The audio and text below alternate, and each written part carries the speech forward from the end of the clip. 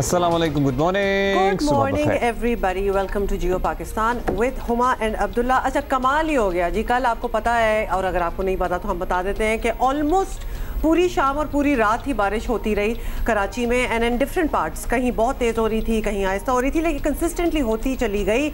और आज हमने आके ज़रा एक इंस्टेंट सर्वे किया अपने ऑफिस में with the people that we work कि भाई कहाँ कहाँ पानी जमा हुआ और कहाँ कहाँ बिजली गई। एंड लो एंड बिहोल्ड कोई ना कोई इम्प्रूवमेंट तो डेफिनेटली हुई है। और हम हमेशा कहते हैं जब कोई इम्प्रूवमेंट हुई हो तो उसको भी एक्नॉलेज करना चाहिए, जिक्र करना चाहिए, बिकॉज अच्छा हमारा स्टैंडर्ड प्रॉब्ली इतना कम हो गया है कि अगर हमें 2 फुट के बजाय चेंज पानी नजर आता है तो हम उसे इम्प्रूवमेंट कहते हैं। बट सर्टनली जो हाल पिछले साल था वो हाल इस दफा नहीं हुआ है, लेकिन एट द सेम टाइम पिछले साल जितनी बारिश भी नहीं हुई है। ठीक, सो अभी तो बारिश की आज भी पेश गोई है। लेट्स सी क्या होता है। होपफुली सब खैर खैरियत रहे।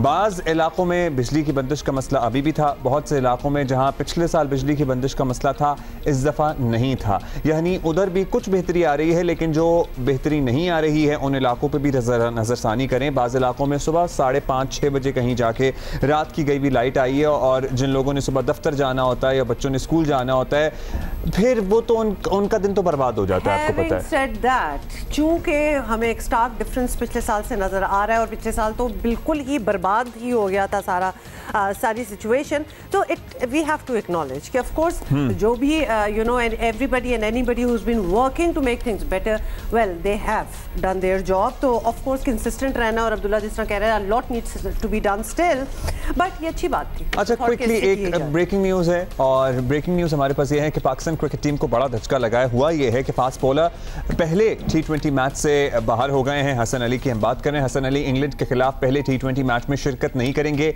वजूहात क्या है, इसके लिए आपको हमारे साथ रहना होगा।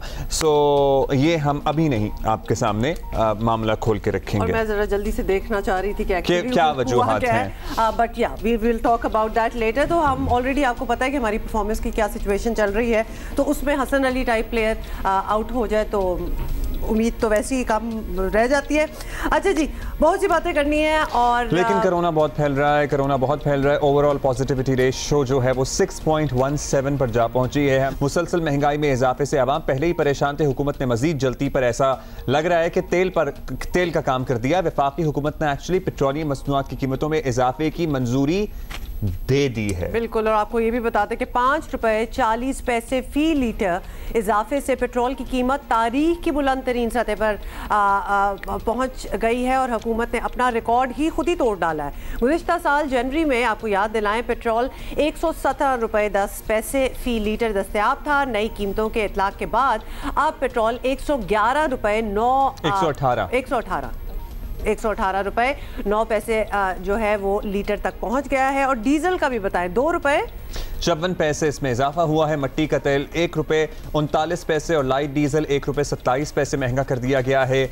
ईद सर पर है, पहले ही दाल चीनी सब्जी महंगी होने की शिकायत हैं, अद्वियात महंगी होने की शिकायत हैं, और आपको पता है फिर जब पेट्रोलियम मसनूआत की कीमतें बढ़ती हैं तो फिर हर चीज की कीमत बढ़ती है, फिर बिजली की कीमत भी बढ़ती है, सब कुछ बढ़ता है। आई वुड से कि वो ऑलमोस्ट एक बहाना ही बन जाता है कि वो हर चीज को ऊपर जाने के लिए, तो लिहाजा ट्रांसपोर्टेशन वाले होते हैं, कोई भी कीमत हो जी हमें मंडी से इधर लाने में पेट्रोल का आपको पता है, मतलब हर चीज की एक वो एक्सक्यूज / रीजनिंग देना शुरू कर देते हैं। और जाहिर है कि हम नहीं कहते कि आलमी मंडी की कीमतें का असर नहीं हो रहा है। सर्टनली दुनिया में जो ग्लोबल ऑयल प्राइसेस हैं उनका असर पाकिस्तान पर हो रहा है, लेकिन आम आदमी यहाँ क्या करे। यहाँ आम आदमी के हालात उतने हैं, उसकी तनख्वाह भी उतनी है, वो उतने ही पैसे कमा रहा है। And can I just say, ये हम कल परसों से बात हमें बड़ी तकलीफ दे कर रही है कि जो ऑड जॉब्स या जिनको आप मैनुअल जॉब्स कहते हैं उसमें भी बाकी दुनिया जो है वो इज्जत से जिंदगी गुजारती है, उसके एटलीस्ट इतनी remuneration salary whatever you want to call it उतनी मिलती है। यहाँ लोग नौकरी याफ्ता लोग स्ट्रगल कर रहे होते हैं। तो इस बात की बड़ी एक तकलीफ होती है। आसान एग्जांपल देता हूँ, एक ट्रेनी डॉक्टर जो है वो 60 से 65 हज़ार रुपए कमा रहा होता है 5 साल जिंदगी के खपाने के बाद। अब वो 60 से 65 हज़ार रुपए में अगर 10 हज़ार रुपए का पेट्रोल महीने का जला रहा है, अगर वो 14 हज़ार पे आ जाएगा या 13 हज़ार पे भी आ जाएगा तो उसका तो पूरे महीने का बजट डिस्टर्ब हो जाएगा। तो फिर देख ही ले। अच्छा जी, कुछ यही बातें हमने करनी भी है। तहरीके इंसाफ के मेंबर असेंबली सदाकत अली अब्बासी साहब हमारे साथ हैं। सदाकत अली अब्बासी साहब, सबसे पहले तो मैं आपको मुबारकबाद ही दे दूंगी। एग्जैक्टली मैं भी यही सोच रही थी, क्योंकि हुकूमत ने एक और रिकॉर्ड जो है वो जी तोड़ दिया है, और पेट्रोल इस वक्त पाकिस्तानी तारीख की बुलंद तरीन कीमत पर है। याद रहे कि आलमी मंडी में इस वक्त रिकॉर्ड कीमतें नहीं हैं, तो फिर ये ताज़ा इजाफा किस सिलसिले में, ये तोहफा जो है ये आवाम को क्यों दिया है आप लोगों ने? देखिए, मेरा ख्याल है मुनासिब नहीं है इस तरह इसको कहना। आज पेट्रोल की प्राइसेस इस खित्ते में, हमारे इर्द गिर्द के मुल्कों में सबसे सस्ता पेट्रोल है। इसके बावजूद कि ये महंगा हो रहा है और कोई चारा नहीं है इसको इंटरनेशनल प्राइसेस को इस वक्त यहाँ पाकिस्तान में चेंज कर उस तरह उसको रिफ़्लेक्ट करने में। इस वक्त इंडिया में 220 रुपये का अगर पाकिस्तानी रुपयों में कन्वर्ट करें तो 1 लीटर है। बांग्लादेश में 167 है। बाकी तमाम मुल्कों में पाकिस्तान से पेट्रोल प्राइसेस ज़्यादा हैं। जो आपने बात की, शायद माजी में 113 जब था तो उस वक्त डॉलर 108 का था, तो उस तरह $1 से ज़्यादा प्राइसेस थी। आज अगर आप डॉलर के मुकाबले में निकालें तो 0.73 को 73 सेंट का बनता है। लेकिन आइडियली स्पीकिंग नहीं होना चाहिए, लेकिन ज़ाहिर है इस हुकूमत के पास अगर ख़जाने में पैसे नहीं होंगे तो ये करना पड़ेगा, और अगर ख़जाना भरेगा तो वो भी इसी अवाम की वेलफेयर के लिए, इनकी फलाह बहबूद के लिए लगेगा।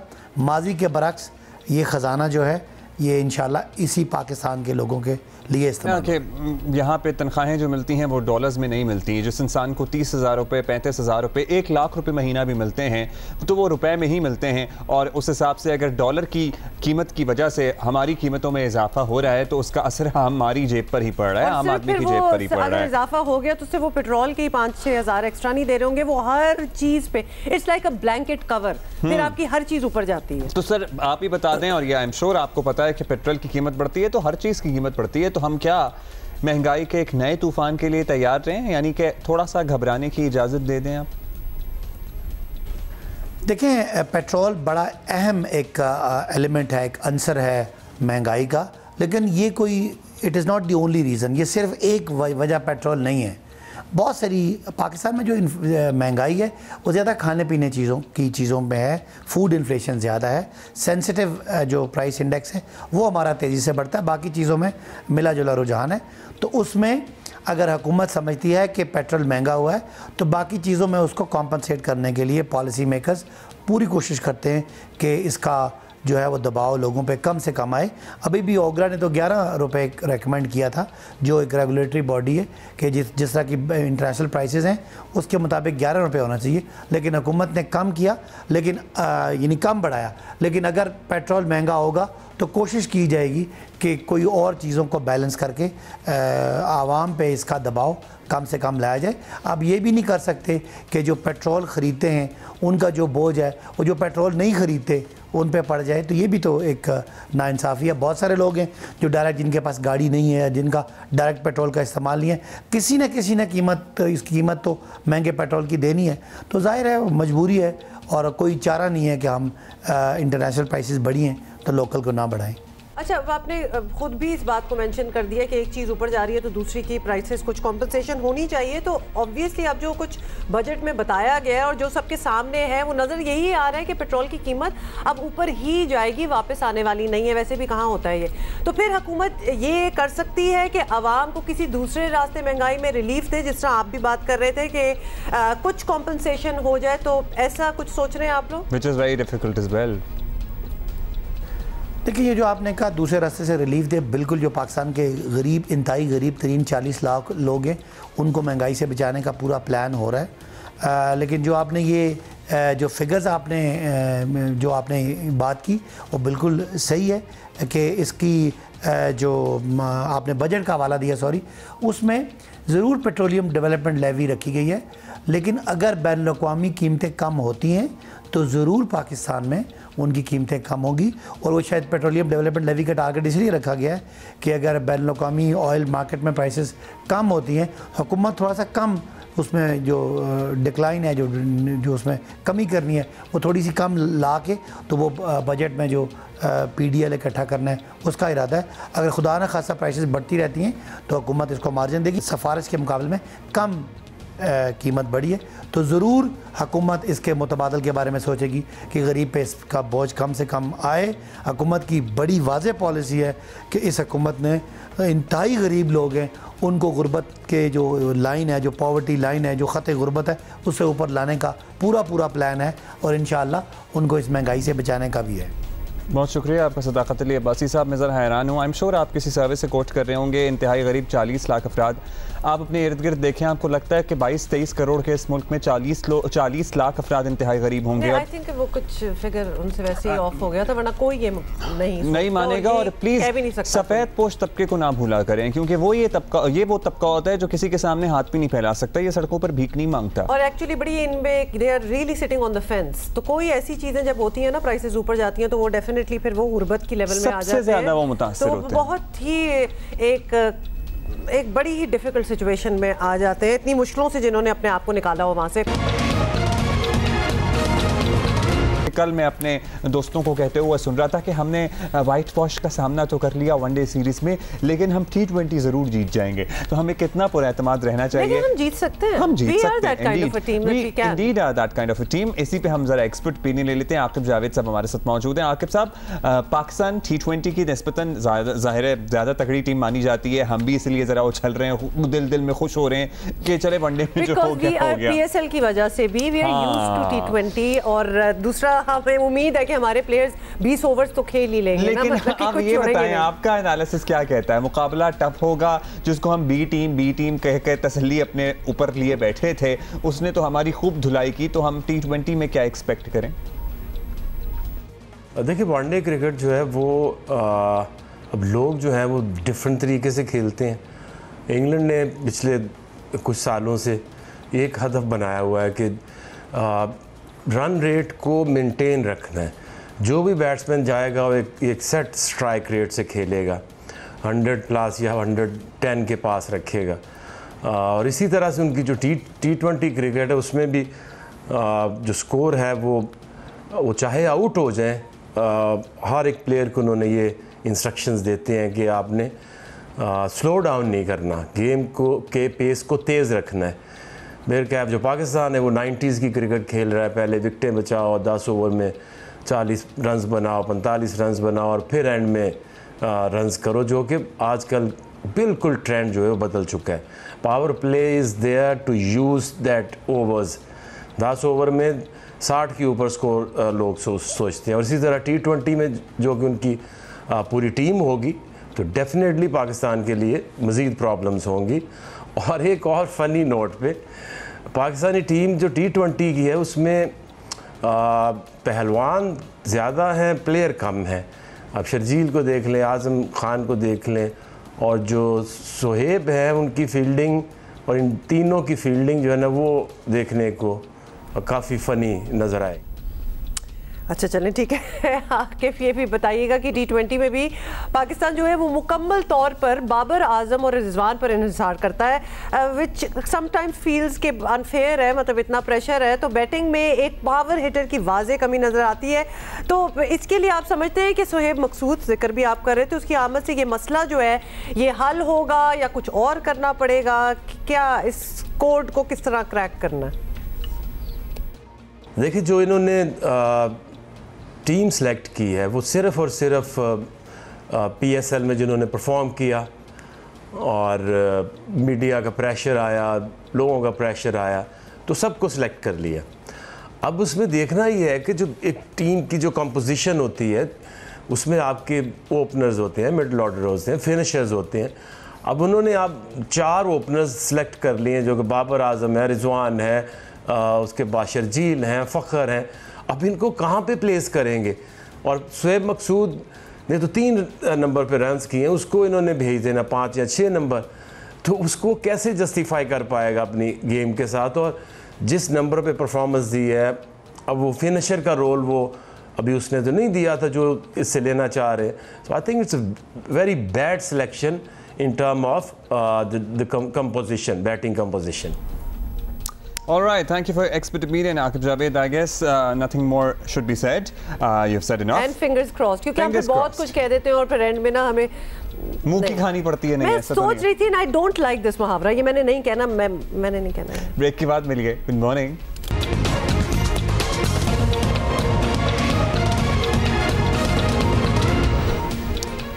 Welcome back. और आपको बताएं कि कोरोना वबा ने जहां दुनिया भर की आबादी को मुतासिर किया, वहीं कम उम्र बच्चे भी महफूज ना रहे और कोरोना के बहुत से केसेस बच्चों में भी सामने आए। लेकिन बच्चों में वबा का असर सेहत से ज़्यादा नफ्सियात पर हुआ और आपको पता है उसके बाद पूरी एक रूटीन भी चेंज होना is a very big deal. वबा से महफूज रहने के लिए बच्चे मजबूरन घरों में ऑब्वियसली फंस के ही रह गए और स्कूल बंद हो गए, उनकी एक्टिविटीज़ ख़त्म हो गई। फिर हमारे यहाँ तो चले इतनी कदकन नहीं है, बाहर के मुल्कों में जहाँ हमारे बहन भाई भी रहते हैं वहाँ कॉम्पाउंड्स तक में बच्चों को इकट्ठे खेलने की इजाज़त नहीं थी। तो it was like more than a year, almost it's been 2 years now कि बच्चे लिटरली अपने तक ही बिल्कुल। और फिर आप अंदाजा करें कि बच्चे हैं, उनको अब आप घरों में बंद कर दें, अब वो घर की का भी क्या साइज है, कितना एक्सेस है, बाहर कोई गार्डन है, कोई टेरेस है, तो बच्चे बड़े तंग आना स्टार्ट हो गए इस वजह से।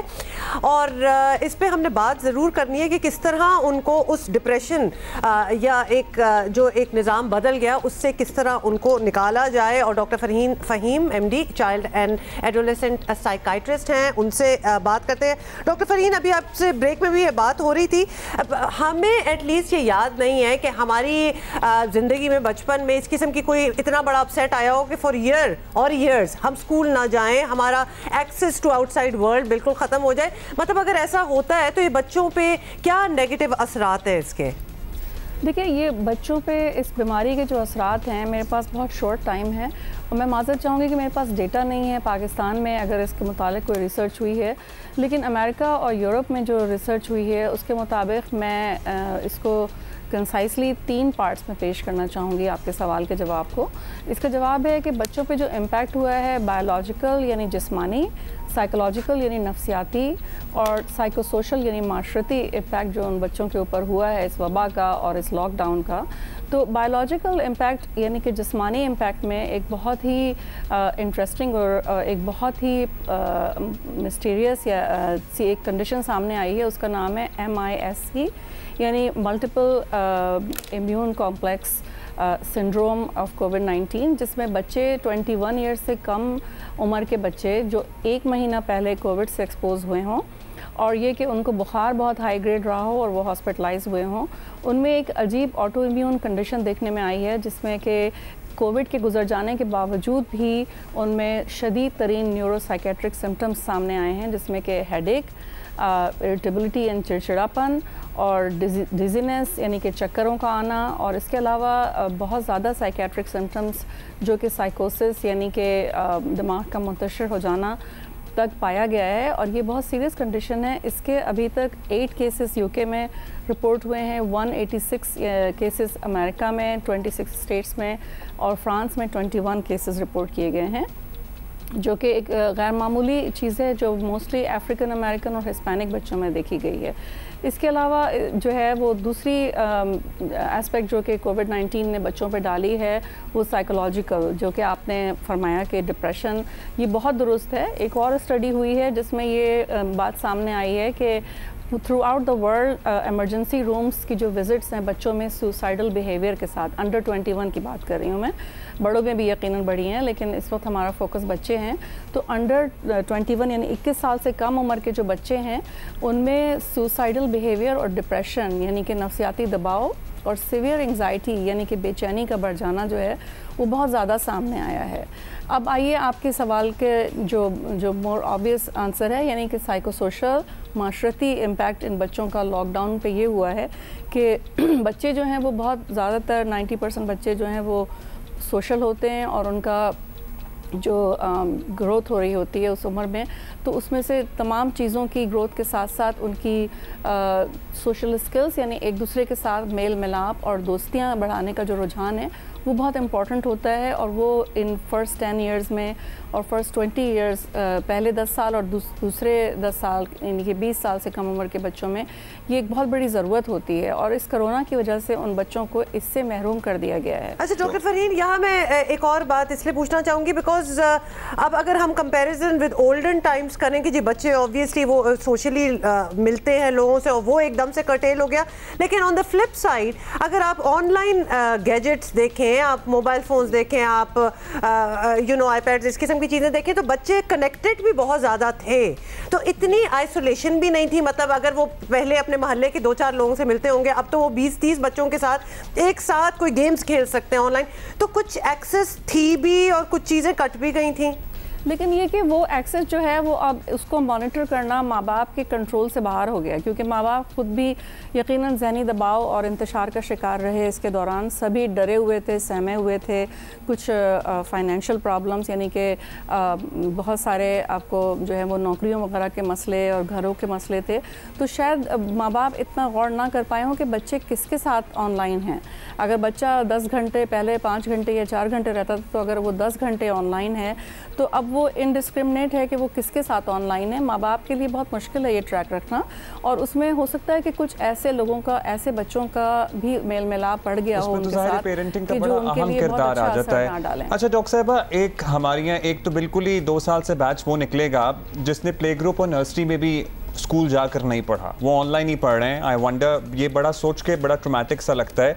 और बहुत से छोटे बच्चे 2.5, 3 साल, 4 साल वाले जो हैं, जब से पेंडेमिक आया उनकी स्कूलिंग बिल्कुल मुतासर हो गई है, वो अपने घरों में कैद हैं। अब ये जो डेवलपमेंटल ईयर्स होते हैं जिसमें इंसान ने सोशलाइज करना भी सीखना होता है, हम बिल्कुल छोटी उम्र की बात कर रहे हैं, उसमें पेरेंट्स कुछ टिप्स दें ऐसी, क्या करें ऐसा कि लेटर स्टेज पे जाके या बड़े जब ये बच्चे हों तो कहीं इनकी पर्सनालिटी में वो कमी ना रह जाए, क्योंकि हमने बड़े आइसोलेटेड एडल्ट्स देखे हैं। सो क्या ये अभी का जो फेज़ है ये इनकी आने वाली ज़िंदगी पर असरअंदाज हो सकता है? ये यकीनन असरअंदाज हो सकता है, लेकिन हम बहुत खुशकिस्मत हैं कि पाकिस्तान में फैमिली सिस्टम है, यानी कि यहाँ पे कुछ ना कुछ आपके पास फैमिली मेम्बर्स मौजूद हैं, दादा नानी, चाचा चाची, ममानी, मामू, एंड मुझे यकीन है कि कुछ ना कुछ आपने इस दौरान 1.5 साल के दौरान हर फैमिली में कुछ ना कुछ सेफ सर्कल होगा जिसमें कि आप आपस में मिल रहे होंगे एक दूसरे से। तो कोशिश करेंगे हफ्ते में 1-2 दफ़ा आप अपने मोहल्लेदारों से जिन पे आप ट्रस्ट कर सकते हैं कि वो सेफ़ हैं, या अपने फैमिली मेम्बर्स से उन बच्चों को ज़रूर एक्सपोज कराएं, और चाहे जो भी उम्र के बच्चे हों उनको आपस में एक दूसरे के साथ इंटरेक्ट करने का यानी कि मेल मिलाप करने का मौका ज़रूर फराहम किया जाए, वरना वो बच्चे जो हैं उनके अंदर सोशल। अच्छा क्विकली डॉक्टर साहबा, एक ज़रा इस टॉपिक से हट गई लेकिन बच्चों की साइकी से ही जुड़ा मैंने आपसे सवाल करना है कि बच्चे, एक इंसान अपनी नेचर के साथ पैदा होता है, जैसे कि आजकल अगर हम देखें बाज़ बच्चे डरपोक, हमें जैसे बड़े को फील होता है जैसे बाज़ बच्चे डरपोक हैं, बाज़ बच्चे बहुत निडर हैं, तो अगर कुछ चीज़ों का डर एक 2.5 या 2.25-3 साल के बच्चे के जहन में बैठा हुआ है तो उसको किस तरह से निकाला जाए? देखिए, पहली बात तो ये है कि बच्चे जो होते हैं वो एक वर्ड है कि वो बहुत रेजिलिएंट होते हैं, यानी कि बच्चे जो हैं वो बहुत जल्दी ओवरकम कर लेते हैं इन चीज़ों को अपने उम्र के साथ साथ, अगर उनको हेल्दी एनवायरनमेंट फराहम कर दिया जाए, यानी अगर कोई ट्रॉमा उनको बच्चों को हो जाए, कोई बुरी सूरत हाल पेश आए 6 महीने के लिए, तो अगर फॉर नेक्स्ट 4 ईयर्स, अगले 4-5 साल 10 साल में माँ बाप की मोहब्बत, रिश्तेदारों की, घर वालों की मोहब्बत, एक मस्बत फिगर उनकी लाइफ में टीचर या कोई भी दोस्तों की सूरत में मौजूद हो, तो बच्चे उस ट्रॉमा से बाहर बहुत जल्दी निकल आते हैं। ये एक अच्छी बात भी है। ठीक, we get your point. Thank you so much doctor साहिबा। अच्छा डॉक्टर साहिबा ने एक और बात भी की थी जो कि बड़ी ऑब्वियसली अगर हमारे पास टाइम होता तो हम ज़रूर उनसे पूछते। बहुत शुक्रिया डॉक्टर साहब हमसे बात करने का। जो सुसाइडल बच्चों की उम्र में भी अगर सुसाइडल थॉट्स आ रही हो तो that is definitely cause for concern, और फिर the environment in which that child is that needs to be checked, क्योंकि एक बच्चा can not just come up and make things up, वो एनवायरनमेंट क्या है जो कि उसको पुश कर रहा है। और आपको पता है कि टीन एज में तो ऐसे बहुत ज्यादा है। Teenage is obviously another thing, मैं pre teenage she was talking about below 21, so I was considering everybody in that, but teenage में बहुत ज़्यादा इश्यूज होते हैं और माँ बाप को बहुत ज़्यादा कॉशियस रहने की ज़रूरत है। पेरेंटिंग का और बच्चों की कंप्लेंट्स जो होती है ना उनको सीरियसली लें। ये सर में दर्द होना या बहुत सी चीज़ें करना, मतलब they actually are not kidding about it, they are serious about it, तो उनको सीरियसली लेना चाहिए। हम ले रहे हैं ब्रेक।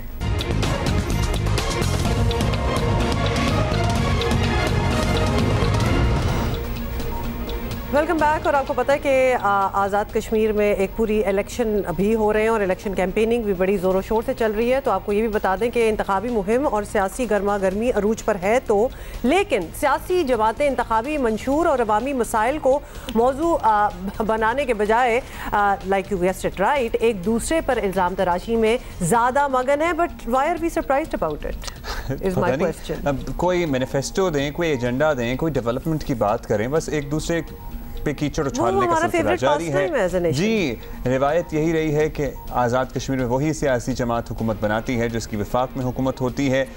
लेट्स सी इस दफ़ा क्या होता है। और आपको ये भी बता दें कि वोटर्स का रुझान तब्दील करने के लिए ऑपोजिशन की भी कोई ख़ास तैयारी नज़र नहीं आ रही। और हम आपको दिखा भी रहे हैं कुछ विजुअल्स। तासुर यही मिल रहा है। आपको ये भी बता दें कि सियासी रहनुमा कश्मीर के अवाम के असल मसाइल से ही ला इल्म है। ये क्यों होता है जब इलेक्शन कैंपेनिंग होती है तो मतलब जो इश्यूज ऑन द ग्राउंड होते हैं उस पर बात नहीं होती है। हम पिछले कुछ अरसे से देख रहे हैं कि वो अपोनेंट्स एक दूसरे को ही सुनाते रहते हैं। तो ये समझने वाली बात है। और कश्मीर के अमूर पर गहरी नज़र रखने वाले तजियाकार अरशद महमूद जो हैं वो हमारे साथ हैं। उन्हीं से पूछ लेते हैं। अरशद, अब आज़ाद कश्मीर के इलेक्शंस की बड़ी गहमा गहमी है, रोज़ हम उसकी अपडेट्स भी दे रहे हैं, इंतखाबी मुहिम जोरों पर है, लेकिन नजर आ रहा है क्लियरली कि आज़ाद जम्मू कश्मीर के बुनियादी मसाइल पर बात कम हो रही है, एक दूसरे पर इल्ज़ाम तराशी ऑब्वियसली ज़्यादा।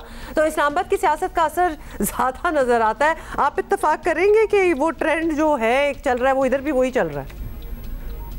देखिए, आज़ाद कश्मीर के जो मुकामी मसाइल हैं वो बहुत ज़्यादा हैं। ख़ास तौर पे वहाँ लोड शेडिंग के मसाइल हैं, इंटरनेट के मसाइल हैं, हेल्थ केयर के इशूज़ हैं, इंफ्रास्ट्रक्चर के बहुत बड़े मसाइल हैं। टूरिज़म का बहुत ज़्यादा पोटेंशल है लेकिन बहुत ज़्यादा तरक्की नहीं कर सका। इसी तरह हमारे यहाँ बहुत ज़्यादा ह्यूज किस्म का ब्यूरोक्रेटिक एक सेटअप है, यानी गवर्नमेंट के एम्प्लॉइज़ बहुत ज़्यादा हैं। बेरोज़गारी जो है वो 14% से ज़्यादा है, जो पूरे पाकिस्तान में ज़्यादा है। लेकिन आप देखिए, पीपल्स पार्टी इनके बारे में कोई बात नहीं कर रही है। नून लीग की जो मरियम नवाज शरीफ है वो इसके बारे में बात नहीं कर रही हैं। इसी तरह दूसरी पार्टीज़ बात नहीं कर रही हैं। पीटीआई जो है वो आपके आज़ाद कश्मीर के इलेक्शन में ये बात कर रही है कि हम आज़ाद कश्मीर में मुस्तकबिल में कैसे क्या कुछ लेके आने वाले हैं। लेकिन ये दो पार्टी जिन्होंने आज़ाद कश्मीर में हुकूमत की है वो आज़ाद कश्मीर के मसाइल के बारे में बात करने के बजाय ख़ास तौर पर जो नून लीग है वो नवाज शरीफ की कहानी सारी बयान कर रही है कि उनको कैसे इक़्तिदार से निकाला गया।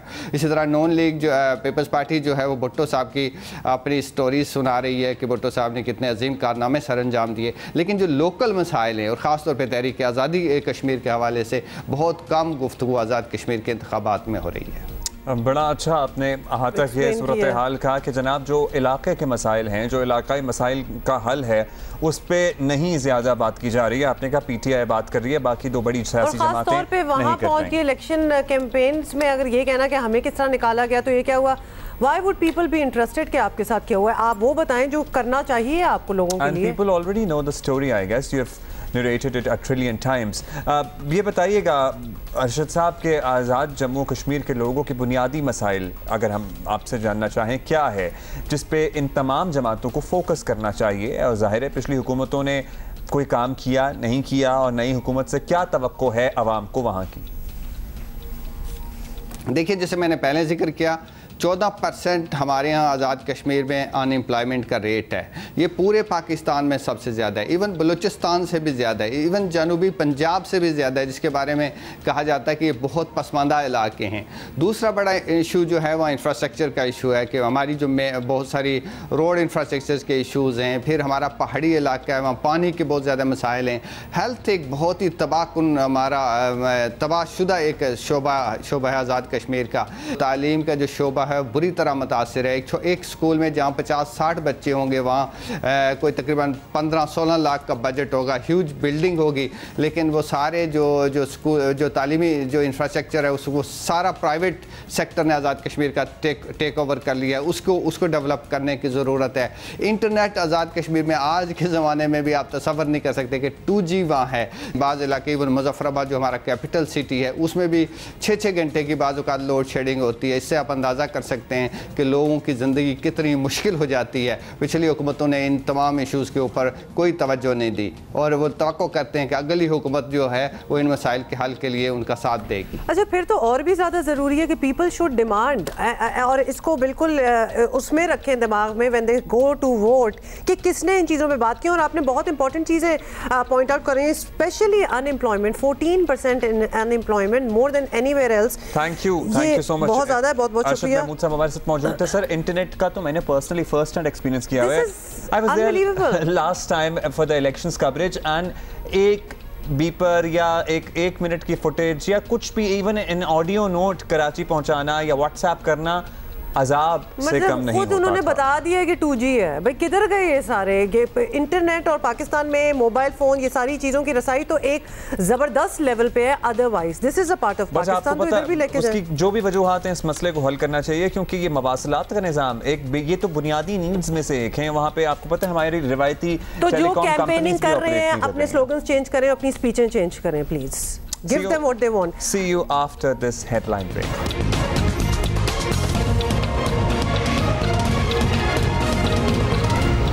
कोविड की बात कर लें अब्दुल्ला, प्लीज, इजाजत? ओके।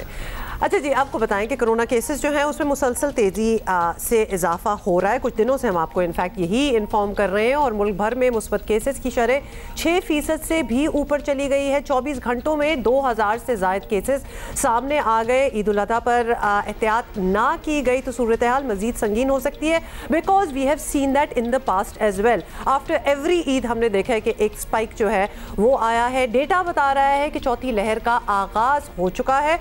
मावने खुसूसी बराए शहर डॉक्टर फैसल सुल्तान ने भी तस्दीक कर दी थी। कल ही वो हमारे शो पे थे और उनसे बड़ी तफसीली ये बात भी हुई। ईद उल अज़हा पर पाबंदियों का अंदिया भी दे दिया है।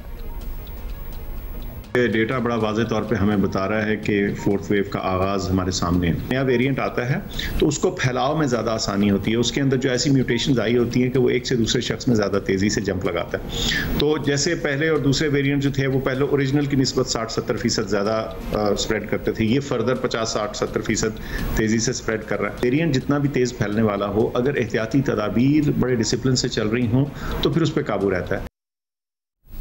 जनाब, भारतीय डेल्टा वेरिएंट 50 से 60% तेज़ी से फैल रहा है। कराची और पेशावर में हालात ज़्यादा ख़राब नज़र आ रहे हैं। कराची में मज़ीद 65 अफराद डेल्टा वेरिएंट से मुतासर हुए हैं। शहर में मुस्बत केसेस की शरह 19% और पेशावर में 9% तक जहाँ पहुँची है। कराची की सूरत हाल तो बहुत ही अलार्मिंग है भाई। सिंध में तालीमी इदारे बंद किए जा चुके हैं। खैबर पख्तूनख्वा में भी वज़ीर तालीम शहराम खान तारकई ने केसेस मज़ीद बढ़ने की सूरत में स्कूल बंद करने का इम्कान जाहिर कर दिया है। बढ़ते केसेस और अम्मात पर इज़हार तशवीश करते हुए सरबरा NCOC असद उमर ने आवाम से SOPs और वैक्सीनेशन मुहिम में ताउन की अपील की है और आवाम को चाहिए कि एहतियात करें। सूरत हाल मज़ीद बिगड़ी तो लॉकडाउन से ईद की रौनकें मुतासर हो सकती हैं। इनफैक्ट ईद की रौनकें मुतासर होंगी, हम आपको पहले ही बता दें। ये रिवायती ईद ना समझें और उसको ना बनाएं बल्कि वो मुतासर होने की बातें आप कर रहे हैं, मुतासर कर दें। ऑलरेडी आप ये डिसाइड कर लें एग्जैक्टली कि आप नहीं वो ईद बना सकते जो कि आप, आई वुड नॉट इवन से कि आप यूज्ड टू हैं, क्योंकि उसमें भी अभी हमने गुजार ली हैं 2-4 ईदें भाई। अब तो हमें इस चीज़ का न्यू नॉर्मल का यूज्ड टू हो जाना चाहिए। पार्लिमानी सेक्रेटरी सेहत सिंध कासिम सुमरा हमारे साथ हैं, उनसे बात कर लेते हैं। कासिम सुमरा साहब, कराची में कोरोना केसेस की शरह जो है वो खौफनाक हदों को छू रही है। यहाँ तो दीगर मुल्क की निस्बत आगे भी ज़्यादा है और पाबंदियाँ भी कुछ ज़्यादा बड़े हम प्रोएक्टिव होते हैं ये चीज़ करने में, फिर भी केसेस जो है वो क्यों बढ़ रहे हैं? आपको क्या लग रहा है, क्या हो रहा है? बिस्मिल्लाहिर्रहमानिर्रहीम, बहुत शुक्रिया आपका। असल में आपकी बात बड़ी हद तक दुरुस्त है कि यहाँ आगाही ज़्यादा है। हमने जो है वो बहुत मेयर्स के पॉइंट ऑफ व्यू से बहुत एग्रेसिवली हम हमेशा मेयर्स किए हैं, लेकिन अब ये इशू आया है कि लोग हमारी जो रिलेक्टेंसी दोबारा से जो है ना वो आगे इस पर कुछ लोगों में सियासत की है, कुछ ने जो है वो इस पर ख़ास तौर पर जो हमारी ट्रेड एसोसिएशन वगैरह उन्होंने इस पर हमसे रिलैक्सेशन तो ले ली कि हमने ओपनिंग करवा ली, लेकिन जो हमारी मैंडेशन थी कि आप वैक्सीन करवाएंगे, अपने स्टाफ को वैक्सीन करवाएंगे और अपने उन लोगों को ज़्यादा प्रेफरेंस देंगे जो वैक्सीनेटेड होंगे, तो वो एक ना हुआ। दूसरा ये है कि सर हमारे पास इस वक्त जो हमारी सबसे बड़ी प्रॉब्लम आई है वो हमें आई है कि हमारे पास वो जो वेरिएंट दुनिया में इस वक्त सबसे ज़्यादा तबाही फैला रहे हैं, खौफनाक वेरिएंट्स जो हैं, वो हमारे पास आ चुके हैं, या हम उनको लेके आके हमारे अंदर जो कम्युनिटी स्प्रेड में वो आ गए हैं। अब हम जो हमने आजकल में जितनी स्टडीज़ की हैं उसमें ज़्यादातर वो वेरिएंट है, प्लस 50% पे वो वेरिएंट गया है जो हमारे पास डेल्टा वेरिएंट है। तो अब ज़ाहिर है उसका इन्फेक्टिविटी रेट ज़्यादा है, उनकी जो है वो स्प्रेड ज़्यादा है, और लोग जो हैं वो उस 10 रुपए के मास्क पे जो हैं वो अभी तक अड़े हुए हैं। उन्होंने अपनी इसको अना बनाए हुए है कि वो हमने नहीं पहनना है तो हमें कोरोना कुछ नहीं करेगा। अच्छा कासिम साहब, बताया जा रहा है कि ज़्यादातर केसेस डेल्टा वेरिएंट हैं जो अब तक की अक़साम में ज़ाहिर है सबसे तेज़ी से फैलने वाली किस्म है। इससे पहले अल्फ़ा वेरिएंट के बारे में बताया जा रहा था, अब ये उससे ज़्यादा खुदा खास्ता खौफनाक है और ये फैल गया। तो क्या हमारे पास कैपेसिटी है बड़ी तादाद में मरीज़ों को हैंडल करने की?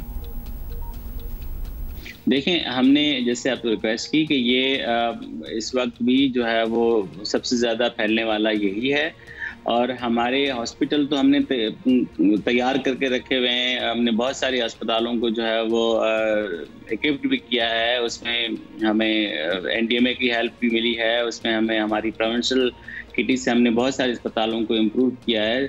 लेकिन जो तादाद जिस तरह से बढ़ रही है और जो स्प्रेड इतना ज़्यादा है, तो आप दुनिया के कोई मुल्क इन किस्म के चैलेंजेस को जो है वो उनसे वहाँ उनको डिफ़िकल्टी आई है, तो हमें भी डिफ़िकल्टीज आएंगी। लेकिन यही तो हमारी रिक्वेस्ट है आपके थ्रू लोगों के साथ कि आप अपने आप को इस बात के लिए वॉलंटियर करें कि आप इन जो है इस तरह की सिंपल SOP से हम खुद को भी बचा सकते हैं और अपने फैमिलीज़ को, नेबरर्स को, सिटीज़ को, सूबे को, मुल्क को इस तरह से बचा सकते हैं। अच्छा कासिम सुमर साहब, अभी तो सिंध हुकूमत ने कुछ पाबंदियों का ऐलान किया है जिसमें तफरीही मकामात और स्कूल वगैरह जो हैं वो बंद कर दिए गए हैं, लेकिन लगता नहीं है कि ये काफ़ी होगा। And of course we have to learn from the past as well. तो ये तो बड़ा ही कम मेजर्स लग रहे हैं। ईद के दिनों में हम फिर लॉकडाउन देखेंगे, कुछ लग रहा है आपको इस किस्म का? हम अभी इस बात पे पूरे तरीके से सोच रहे हैं। हम अभी आपके थ्रू अदरवाइज भी हम हर फोरम से यही रिक्वेस्ट कर रहे हैं कि आप शॉपिंग के लिए गैर ज़रूरी तो पर बाहर मत निकलें, आप डिस्टेंस मेंटेन करें, आप मास्क को अपने जो है वो ज़रूरत का हिस्सा बनाएं। और जब तक ये नहीं करेंगे तो पब्लिक हेल्थ पे गवर्नमेंट की रिस्पॉन्सिबिलिटी है, हमें मैंडेट भी इस बात का है कि हम आपकी सेहत पे कोई कंप्रोमाइज़ ना करें और बिल्कुल नहीं करेंगे। बहुत शुक्रिया आपका कासिम सुमरो साहब। भाई वैसे भी इस ईद पर क्या आपने, आई होप कि कपड़ों वगैरह की और जूतों की खरीदारी में ना लग गए हों लोग। नहीं लगते वैसे, जो ज़रूरी सामान लें लगते हैं, जो ज़रूरी सामान है वो आप ख़रीद लें और उसके लिए घर में सबको जाने की भी ज़रूरत नहीं है। कोई एक शख्स जाए जो वैक्सीनेटेड हो और मास्क पहने और अपना ज़रूरी सामान ख़रीद कर ले आए। ज़्यादा से ज़्यादा भाई हमारे यहाँ ईद की शॉपिंग पता क्या होती है इस ईद पे? टमाटर, प्याज, चटाइयाँ क्यों? चटाइयाँ गोश्त वगैरह समेटने के लिए ज़मीन पे जो केन की नहीं होती हैं, हाँ वो तो होती हैं, और शॉपर और डिस्पोजेबल बैग्स या कोई डब्बे, इस तरह की चीज़ें। और फिर ऑब्वियसली गोश्त बांटना होता है तो हाँ, उसके लिए कोई भी चीज़ यू नो। सो ये होती है हमारी तो ईद की शॉपिंग। अब वंडर के आप लोग क्या कर रहे हैं भाई, ये ना पड़े इन चीज़ों में। वैसे भी पेट्रोल की कीमत देखें 5 रुपये से ज़्यादा बढ़ गई है, महंगाई का क्या हाल है। मैं तो कहूँगी कि मंडी में जाना भी ये बड़ा ही डेंजरस चीज़ें हैं। आप तो ऑनलाइन बड़ी बहुत से ऐसे एवेन्यूज़ हैं जहाँ आप ऑनलाइन भी खरीदारी कर सकते हैं कुर्बानी के जानवर की, और अपने घर के करीब। आपको पता है ये जो 6, 7, 8, 9, 10 जानवर लिए जो लोग बैठे होते हैं, बहुत से ऑप्शंस आपको इस इलाकों में ऐसे अपने करीब के इलाकों में मिल जाएंगी। छोटी मंडियां भी लगी होती हैं, तो आप उधर चले जाएं। आपको ज़रूरी नहीं है कि आप कोई 150 अफराद के बीच में घुस के जानवर। अच्छा जी, वज़ीर आला के मावन खुसूसी कामरान बंगश हमारे साथ हैं और उनसे बात कर लेते हैं। कामरान बंगश, आप हमारे साथ हैं। Okay, welcome. प्लीज़ सबसे पहले तो आपसे यही पूछेंगे कि मुल्क भर में ही कोरोना केसेस में इजाफा हो रहा है और अभी हमने बड़ी डिटेल दी है, लेकिन पेशावर में केपी की बिल्कुल केपी की बात कर रहे हैं। पेशावर में तो शरह कुछ ऊपर ही जा रही है, नजर आ रहा है हमें। ये 9% हो गई है। 9% हो गई है। 9% हो गई है, तो वजह क्या बताएंगे आप? पेशावर देखें, पेशावर एक हमारा अर्बन सेंटर है। पेशावर में दीगर अजला से भी लोग आते हैं। पेशावर में हमारे बहुत बड़े बड़े मार्केट्स हैं, बहुत ज़्यादा हुजूम वाली जगह हैं। लोगों से हम बारहा रिक्वेस्ट करते हैं कि यहाँ पे SOPs का ख्याल रखें, एक दूसरे के साथ मेल जोल में मोहतात रहें। तो ऑलरेडी कुछ मेजर्स खैबर पख्तूनख्वा हुकूमत ने लिए भी हैं। कुछ जगहों पे पेशावर के हमने स्मार्ट लॉकडाउन्स भी लगाए हुए हैं। हम अवेयरनेस के लिए भी कैंपेन्स कर रहे हैं। हम जो ऑफ डेज़ है उसके ऊपर भी हम इम्प्लीमेंटेशन कर रहे हैं। तो यही वजह है मेरे ख्याल से कि पेशावर में लोग ज़्यादा बेहतियाती कर रहे हैं। बहुत बड़ी पॉपुलेशन है पेशावर की, तकरीबन 50 लाख से ज़्यादा है। तो हम इन सारी चीज़ों को दोबारा से एनालाइज़ करें। हतमी तौर पर कुछ नहीं कहा जा सकता कि पेशावर में क्यों इतने ज़्यादा केसेस ज़्यादा हैं, क्योंकि पूरी दुनिया में कोरोना की वजूहात और उसके बारे में अभी तक प्रॉपरली लोग नहीं कह सकते कि क्या वजह हो सकती है। बट हम ये समझते हैं कि पेशावर में चूँकि केसेस की शरह बहुत ज़्यादा है बाकी अजला की निस्बत और पूरे पाकिस्तान से, तो हमें पेशावर में बहुत ज़्यादा एहतियात की ज़रूरत है। हमें पेशावर में बहुत ज़्यादा जो SOPs हैं उनको फॉलो करने की ज़रूरत है। अच्छा बंगा साहब, ये बताइएगा कि खैबर पख्तूनख्वा के दीगर इलाकों का हाल भी कुछ मुख्तलिफ होने की तवक्को नहीं है, लेकिन हतमी इसलिए नहीं कहा जा सकता क्योंकि टेस्टिंग काफ़ी कम हो रही है। आपको पता ही है हमारे यहाँ रुझान कम ही है टेस्टिंग का वैसे, और KP में तो ऐसा लगता है और कम है। आप नहीं समझते कि हकीकी हालात जानने के लिए प्रॉब्ली टेस्टिंग बढ़ाना होगी, और टेस्टिंग वाला सवाल हम खैबर पख्तूनख्वा से इसलिए कर रहे हैं क्योंकि वहाँ पर बाकी मुल्क की निस्बत टेस्टिंग का रुझान कम देखा गया है। देखें, आप ठीक कह रहे हैं कि दीगर अजला में भी जो सूबे के फार फ्लंग एरियाज़ हैं वहाँ पे भी हालात कुछ ज़्यादा बेहतर नज़र नहीं आ रहे। लेकिन जो आप टेस्टिंग की बात कर रहे हैं, टेस्टिंग जो है वो हम 10,000 की जो नफसियाती हद है वो तो हम क्रॉस कर चुके हैं। 10,000 से ज़्यादा हम टेस्टिंग कर रहे हैं। उसमें हम जो रैंडमाइज्ड सैम्पल्स का जो पूरा एक साइंटिफिक तरीका है जिसको मुख्तलिफ एल्गोरिथम से हम फिर चेक करते हैं, तो उसमें हमें जनरली अंदाज़ा लग जाता है कि केसेस की शरह क्या है दीगर अजला में और किस जो स्पीड है या पेस है उससे जा रही है केसेस की शरह। तो हम ये सारी चीज़ें देख रहे हैं अकॉर्डिंगली पेशावर में और पेशावर के अलावा दीगर अजला में भी। तो ये सारी चीज़ें जो है आप ठीक कह रहे हैं, टेस्टिंग की कैपेसिटी भी हम बढ़ा रहे हैं, प्राइवेट सेक्टर को भी फैसिलिटेट कर रहे हैं हम। लेकिन सिर्फ टेस्टिंग नहीं, उससे ज़्यादा ज़रूरी मेरे ख्याल से वैक्सीनेशन में लोगों का इंटरेस्ट है। वैक्सीनेशन के ऊपर ज़्यादा फोकस रखना चाहिए, और जितनी ज़्यादा वैक्सीनेशन होगी उतनी ही ज़्यादा जो है उसका अच्छा इम्पैक्ट होगा और टेस्ट जो पॉजिटिविटी है उसकी रेशो में कमी आएगी। वैक्सीनेशन भी साथ साथ बहुत ज़रूरी है। अच्छा, फाइनली एक और सवाल, क्योंकि हम पहली, दूसरी और तीसरी लहर में ये देख चुके हैं कि अवाम अज खुद अब जो है इन मामलात को सीरियस नहीं लेते हैं। I am sorry this has to be said. Lockdown लगाकर ही सब कंट्रोल में करना पड़ता है। तो आपके ख्याल में कामरान मंगेश, इस बार भी यही ऑप्शन आजमाना पड़ेगी या आपको लग रहा है कि नहीं उस तरफ हम नहीं पहुंचेंगे इंशाल्लाह? तो क्या सेंस क्या है?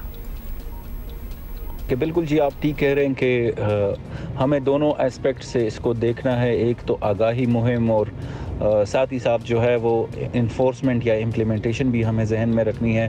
तो आपने जैसे कहा कि कुछ जगहों पे लॉकडाउन और स्मार्ट लॉकडाउन्स की तरफ ऑलरेडी हम जा चुके हैं, स्मार्ट लॉकडाउन की तरफ, और भी मज़ीद भी जहाँ पे पॉजिटिविटी रेशो बहुत ज़्यादा है हमें NCOC की जानिब से हॉटस्पॉट्स बताए जाते हैं। फिर उन हॉटस्पॉट्स की बुनियाद पर हम आगे जो है वहाँ पे स्मार्ट लॉकडाउन्स नाफिज करते हैं। हम दोबारा से मैं आपके तवस्सुत से ये कह रहा हूँ कि हमें बहुत ज़्यादा एहतियात करनी है इन हालात में, क्योंकि पेशावर में बिलखुसूस और पूरे सूबे में बिलउमूम हालात खुदा न खास्ता चौथी लहर की तरफ जा सकते हैं। तो उसमें हमें एहतियात का दामन हाथ से नहीं छोड़ने दें।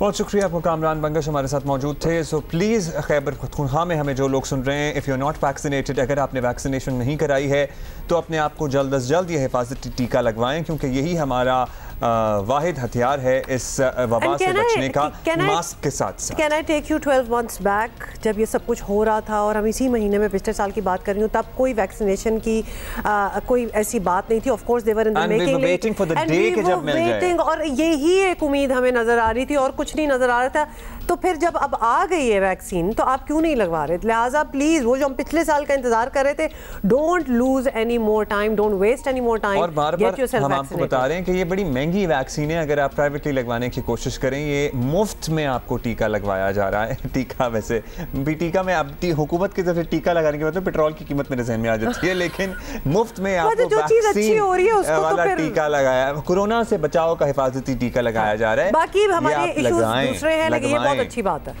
तो फिर प्लीज़ इसको अवेल करें एंड डू इट। अब उस मूवी की बात करते हैं जो बनेगी, और उसमें पता नहीं Abdullah also wants to audition for that, लेकिन आपको बता दें कि पाकिस्तान उज़्बेकिस्तान ने मुगल बादशाह ज़हीरुद्दीन बाबर पर मुश्तरका फिल्म बनाने का फैसला कर लिया है। वज़ीर आज़म इमरान खान ने ये ऐलान भी कर दिया है, और ताशकंद में उज़्बेक सदर के साथ प्रेस कॉन्फ्रेंस में ये उन्होंने कहा है, और वज़ीर आज़म ने बताया कि मुग़ल ख़ानदान ने हिंदुस्तान पर 300 साल कामयाबी से हुक्मरानी की, और भी बड़ी डिटेल्स थी। Let's hear him. This is extremely exciting that we have decided now to make a film on the first of the great Mughals, Zahiruddin Babur. His dynasty ruled India for 300 years, and during that time India was considered one of the richest places in the world. जनाब, वैसे वज़ीर आज़म भी माशाल्लाह handsome है, he looks like a hero too. Mughal बादशाह type ही लग रहे हैं वैसे, ऑफ कोर्स, तो आवाज में भी वो दबदबा। अच्छा, ये तो हम वैसे ही, क्योंकि उनको हम देख रहे हैं तो कह रहे थे कि he would actually look so good in that kind of a role, but और भी बड़े कंटेंडर्स हैं, और जैसे अब्दुल्ला ने कुछ नाम लिए हैं। What are you thinking about it? तो आप भी हमें लिख सकते हैं, क्योंकि हम तो ब्रेक ले रहे हैं। Do you think Humayun Saeed would fit in it? I mean, how many roles are you going to give to that one man? Humayun Saeed. Break के बाद मिलें तो हमारी आपस की डिस्कशन।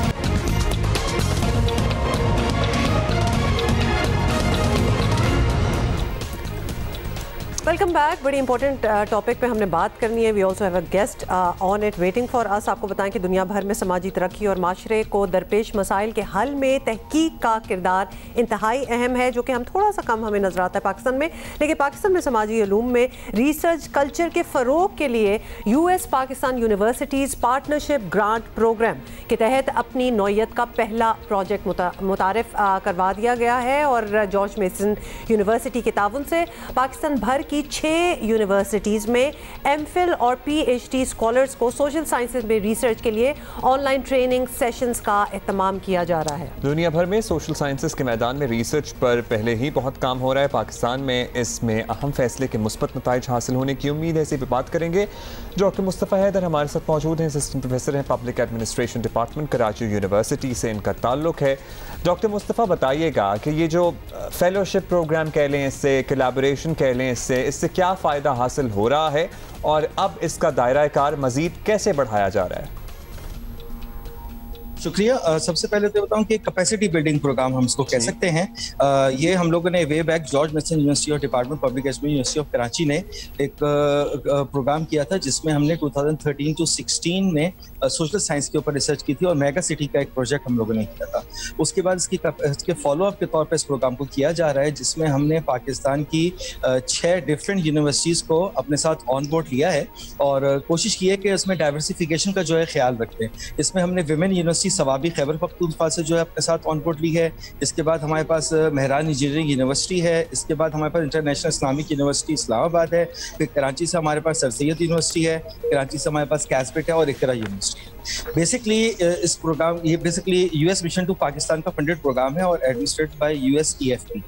आइडिया इस प्रोग्राम के पीछे ये है कि हमारे यहाँ सोशल साइंस में रिसर्च कल्चर बहुत ज़्यादा प्रिवेल नहीं कर रहा। देखें, हम बात करते हैं जब रिसर्च की ना, तो जहन में आता है स्टेम, यानी कि साइंस के ऊपर बात होगी, टेक्नोलॉजी के ऊपर बात होगी, इंजीनियरिंग के ऊपर बात होगी। अब इनोवेशन कोई होती है वो तो पूरी दुनिया में चल जाती है, लाइक मोबाइल बनता है वो किसी और जगह चला जाता है। लेकिन जब सोसाइटी की बात करते हैं, सोशल साइंस की बात करते हैं, तो उसके मसाइल उधर ही रह के हल हो सकते हैं। ऐसा नहीं हो सकता कि पाकिस्तान के सोशल साइंस के मसाइल जो वो अमेरिका में बैठ के हल हो। इसके लिए we have to be with the part of the society. Pakistan में ही रिसर्च जरूरी है और उसको ये प्रोग्राम फैसिलिटेट करेगा। डॉक्टर साहब, थोड़ा सा इलैबोरेट करें और जरूर बताइएगा कि कौन से सब्जेक्ट्स, कौन से एवेन्यूज, टॉपिक्स की हम बात कर रहे हैं इसमें प्रिसाइसली। देखिए, पहले सोशल साइंस को इन जेनेरिक टर्म में देख लेते हैं, तो सोसाइटी, सोशल नॉर्म्स के ऊपर बात करें, लाइक अब बात करें जस्टिस सिस्टम के ऊपर बात करें, हम जो है जो सोशल नॉर्म्स होते हैं उसके ऊपर बात करें, फैमिली लाइफ के ऊपर बात करें। प्लीज इसमें एक इंटॉलरेंस बढ़ती हुई सोसाइटी में जो है ना उस पे भी जरा ऐड कर लीजिएगा। बिल्कुल, ये बहुत इंपॉर्टेंट टॉपिक हो चुका है। एक्सट्रीमिज्म, जी हाँ बिल्कुल, और इसके ऊपर हम अपने डिपार्टमेंट में भी और इसके साथ एक और प्रोजेक्ट है उसके भी ऊपर बात कर रहे हैं, जिसके ऊपर हम SDPI के साथ प्रोजेक्ट चल रहा है, जिसके अंदर हम काउंटर वायरलिज्म और एक्सट्रीमिज्म के ऊपर भी बहुत ज्यादा आजकल रिसर्च कर रहे हैं। और इन सब को अगर एक टर्म के अंदर हम सम अप करते हैं तो उसके लिए हम टर्म इस्तेमाल करते हैं रेजिलियंस की। रेजिलियंस को अगर हम लघुवी मायनों में देखें तो वो तो होता है बाउंस बैक, लेकिन जब हम सोशल साइंस में देखते हैं तो इसका मतलब होता है बाउंस फॉरवर्ड, यानी कि लाइक इस पेंडेमिक आया जिसने हमें हर तरफ से हिट किया, हमारी इकोनॉमी को, हमारे एजुकेशन सिस्टम को, हमारे फैमिली लाइफ्स को, हमारे नॉर्म्स को, हमारे इनफैक्ट कल्चर तक को हिट किया, ग्लोबली हिट किया। अब उससे ओवरकम कैसे किया जाए, और ओवरकम करने के बाद इसके ऊपर फर्दर वे फॉरवर्ड के नेक्स्ट टाइम अगर इस टाइप की कोई सिनेरियो क्रिएट होता है तो उसको किस तरह से जो है हम ओवरकम कर सकते हैं, how we can inculcate the shock and we can have a different shock observer in a social life. तो इसके अंदर हम गवर्नेंस के इसको स्टडी करते हैं, जुडिशरी को स्टडी करते हैं, फैमिली रिलेशंस को स्टडी करते हैं, जो कि हमारे यहाँ बहुत ही कम डिस्कस किया जाता है। अच्छा, ये यहाँ मैं आपको डॉक्टर साहब इसलिए रोकूंगी क्योंकि आपने खुद ही एक बात कर दी कि जहाँ जो चीज़ें हमारे यहाँ बड़ी कम डिस्कस की जाती हैं, लेट्स सपोज ये रिसर्च हो गई, बहुत से इसमें बड़े सॉलिड किस्म के पॉइंट्स आए जो कि हम आइडेंटिफाई कर सकते हैं, problems that need to be rectified in the society. इसके बाद का स्टेप क्या होता है? जी डॉक्टर मुस्तफ़ा, आप हमारे साथ हैं? हमारा राब्ता जो है आज अभी दोबारा हम कोशिश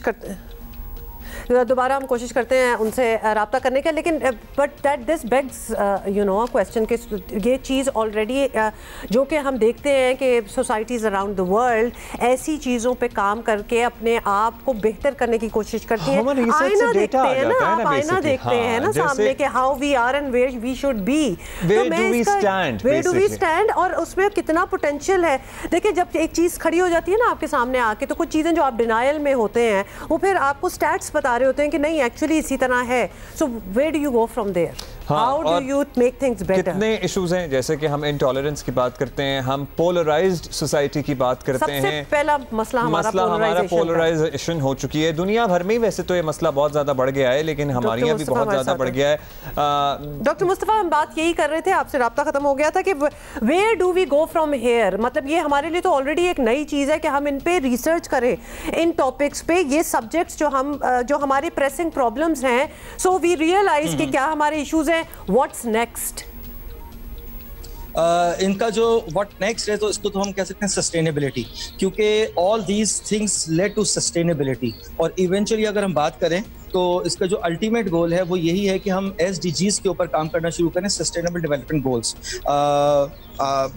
थोड़ा सा SDGs के ऊपर मैं बात करना चाहूँगा, अपने ऑडियंस को बताना चाहूँगा कि 2015 में अक़वाम मुत्तहिदा ने जो है 17 गोल्स बनाए कि ये वो गोल्स हैं जो तमाम अक़वाम ने कम्प्लीटली फॉलो करने हैं, अचीव करने हैं। इसके कुछ टारगेट्स थे जो कि अचीव करने हैं। इसके लिए बेसिकली काम शुरू हुआ, लेकिन 3 साल बाद जो इस पेंडेमिक ने हिट किया। तो बेसिकली हम सस्टेनेबिलिटी को स्टडी करना चाह रहे हैं कि सिस्टम को सस्टेनेबल कैसे किया जा सकता है, सोशल सिस्टम को कैसे सस्टेनेबल किया जा सकता है, सोसाइटल नॉर्म्स और वैल्यूज को सस्टेनेबिलिटी की तरफ कैसे जा सकते हैं।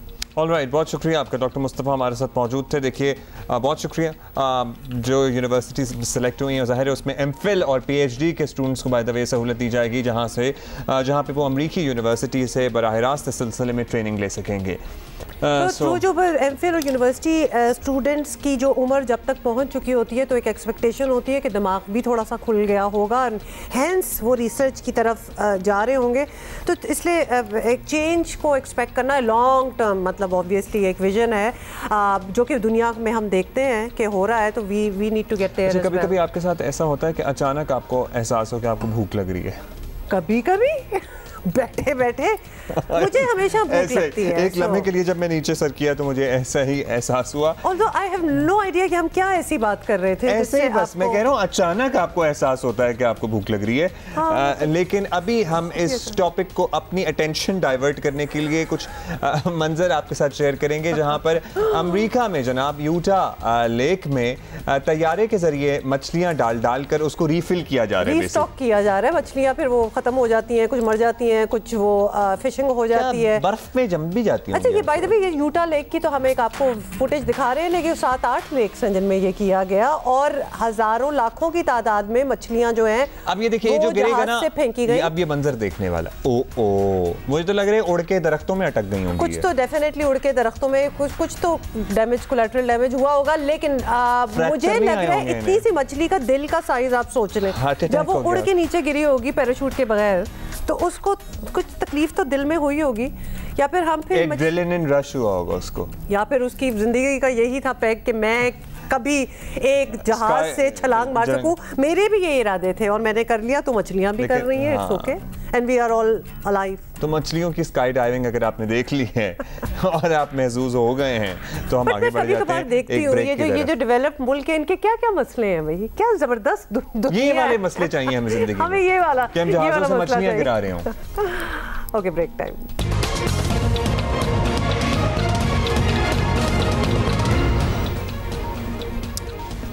Welcome back ji, good morning once again. और बताना आपको यह है कि पाकिस्तान एक बार फिर अफगानिस्तान में क़याम अमन के लिए सरगर्म नज़र आ रहा है। 18 और 19 जुलाई को इस्लामाबाद में अफगान अमन कॉन्फ्रेंस की मेज़बानी करेगा और अफगान क़यादत ने कॉन्फ्रेंस में शिरकत की यकीन दहानी भी करा दी है।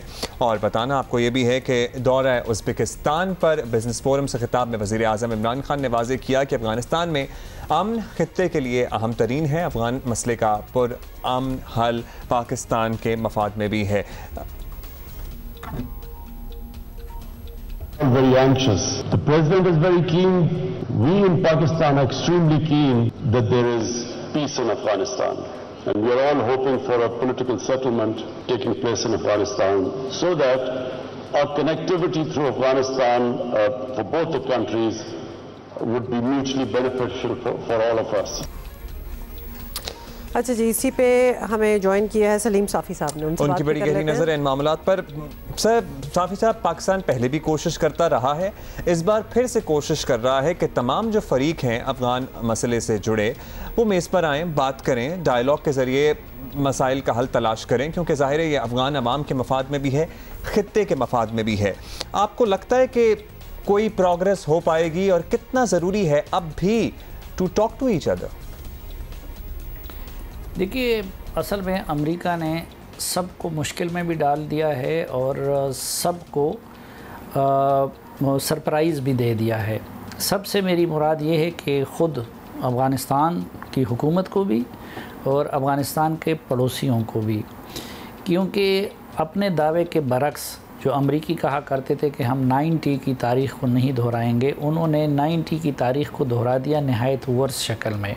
इंट्रा अफ़गान रिकन्सिलिएशन के बग़ैर वो अचानक निकल गया और ज़ाहिर है कि उसकी वजह से एक तरफ अफ़गान हुकूमत की ज़िद है और दूसरी तरफ तालिबान का मोराल इतना बूस्ट हुआ है कि वो ये समझते हैं कि शायद गड़ी किसी और के पास होगी लेकिन वक्त हमारे पास है। तो अब जो खाना जंगी होगी वहाँ पे, या अगर इवन तालिबान ताकत के ज़ोर पे काबुल पे काबिज़ हो भी जाते हैं, तो उस सूरत में चीन, रूस, ईरान, सेंट्रल एशियन रियासतें और पाकिस्तान, इन सब पे नेगेटिव इम्पैक्ट आएगा। और पाकिस्तान की इस वक्त अफगानिस्तान में अमन सबसे ज़्यादा अगर किसी मुल्क की ज़रूरत है तो वो पाकिस्तान की है, और नुकसान बदअमनी का अगर सबसे ज़्यादा किसी को होगा तो वो पाकिस्तान को होगा। इसलिए पाकिस्तान अपने तय भी कोशिश कर रहा है कि तालिबान और अफ़गान हुकूमत या काबुल में बैठे हुए लोगों के दरमियान कोई मुफाहमत हो सके। साफ़ी साहब, आपने बड़ा अच्छा एक्सप्लेन भी किया और सवाल तो ये है कि मुज़ाकरात की ज़रूरत किसे है, क्योंकि अगर तालिबान इस वक्त जो फील कर रहे हैं, जिस तरह बड़ा अच्छा आपने एक्सप्लेन भी किया, बड़े विंडिकेटेड वो फील कर रहे हैं, तो वो तो अपने मकासद वैसे भी हासिल कर ही सकते हैं। तो अगर तो वो मेज़ पे आते हैं मुज़ाकरात की, तो क्या शराइत वो सामने रख सकते हैं जो कि फिर ऑब्वियसली जिस पर डिबेट हो और जिनको मानना भी पड़े, तो उनके पास क्या हथियार हैं, वो क्या शर्त जो हैं वो रख सकते हैं सामने? अमरीकियों ने ब्लंडर्स किए। अब अगर पहले अमरीकी अपनी मौजूदगी में रिकन्सिलिएशन को मौका देते तो उस वक़्त तालिबान भी इतने उनके मोराल इतना हाई नहीं था और उनकी भी काफ़ी मजबूरियां थी, तो शायद तालिबान भी इससे बहुत कम पे मान जाते। और दूसरा, अफ़गान हुकूमत पे भी अमेरिका का इन्फ्लुएंस इससे बहुत ज़्यादा था। उस वक़्त पाकिस्तान जैसे ममालिक का भी तालिबान पे इन्फ्लुएंस ज़्यादा था, तो उस वक़्त बहुत आसान था काम। लेकिन अमरीकियों ने पिछले 12, 13, 15, 20 साल के दौरान निगोसिएशन को या तालिबान से मुफाहमत के अमल को कोई मौका ही नहीं दिया। और अब अचानक ख़ुद उनको इस हालत पे छोड़ के अमेरिका निकल गया। तो जब अब वो निकल गया तो ज़ाहिर है कि इस वक्त तालिबान एक विक्ट्री के जज्बात उनके जहनों में हैं, और दूसरी तरफ तो पाकिस्तान जैसे मुल्कों का भी उन पे उतना असर नहीं रहा। और उधर अफ़गान हुकूमत अपनी बका के लिए वो ये चाहती है कि तालिबान के साथ उनके टर्म्स पे कोई मुज़ाकरात मुफाहमत ना हो। तो इस अच्छा साफ़ी साहब, ये तो तय ज़ाहिर है पाकिस्तान चाहे भी तो इररिलेवेंट नहीं रह सकता, बराह रास्त हमारे ख़ित्ते पर, हमारे मुल्क पर असर होता है। अफ़गानिस्तान में जो भी चल रहा हो, क्या मशवरा है हुकूमत पाकिस्तान को, किस किस चीज़ के लिए तैयार रहना चाहिए मौजूदा बदलते हालात को मद्देनज़र रखते हुए? इस वक्त हमें अमेरिका और उसके जो मगरबी इत्तेहादी है उनकी तरफ से ये बात यकीनी नज़र आती है कि पाकिस्तान को स्केपगोट बनाया जाएगा। एक तो उनका ये देरीना इल्ज़ाम है कि पाकिस्तान की दरपर्दा हमदर्दियाँ तालिबान के साथ रही। अब जब अमेरिका और उसके नेटो के इत्तेहादियों को नाक रगड़नी पड़ी तो ज़ाहिर है कि वो अपने इस नाकामी का मलबा किसी के ऊपर डालेंगे और वो पाकिस्तान ही के ऊपर डालेंगे। आपकी इस बात से ना कि पाकिस्तान को स्केपगोट बनाया जाएगा, यही बात जो है वो उठ के सामने आई है। सो मुज़ाकरात एंड एवरीथिंग जिस पे कभी बात हो जाती है, कभी नहीं माना जाता, लेकिन स्केपगोट वाली बात हमेशा रहती है। True. So yeah we can only pray for ourselves. जनाब, stay safe, wear a mask. Corona virus की चौथी लहर शुरू हो चुकी है, बहुत तेज़ी से वेरिएंट फैल रहा है। अपना ख्याल रखें, अपने बुजुर्गों का ख्याल रखें। We can see you on Monday इंशाल्लाह।